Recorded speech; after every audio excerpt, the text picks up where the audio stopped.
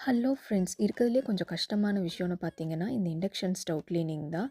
நம்ம ஊர்லலாம் வந்து கேஸ் ஸ்டவ் வந்து யூஸ் பண்ணுறக்கும், க்ளீன் பண்ணுறக்கும், குக் பண்ணுறக்கும் கொஞ்சம் ஈஸியா இருக்கும்.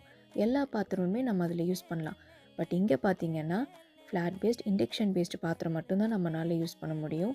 அண்ட் அதுவும் குக் பண்ணுறப்போ பார்த்தீங்கன்னா, சம்டைம்ஸ் ஹீட் ஆகுறதுக்கு லேட் ஆகும். சம்டைம்ஸ் வந்து ஓவர் ஹீட் ஆயிரும்.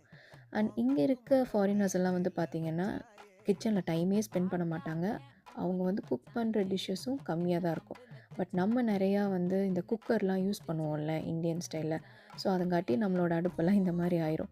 ஸோ நான் வந்து பேங்க் ஸ்ப்ரே வச்சு தான் இத க்ளீன் பண்ணுவேன்.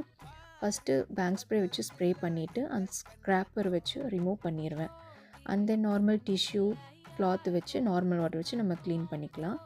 ஸோ நான் ரொம்ப நாளா இதுதான் பேங்க் ஸ்ப்ரே தான் யூஸ் பண்ணிகிட்ருக்கேன். பட் உங்களுக்கு சூப்பர் மார்க்கெட்ஸில் நெறைய ஸ்ப்ரே கிடைக்கும். ஸோ நம்ம நெக்ஸ்ட் ஷார்ட்ஸில் பார்க்கலாம். பாய்.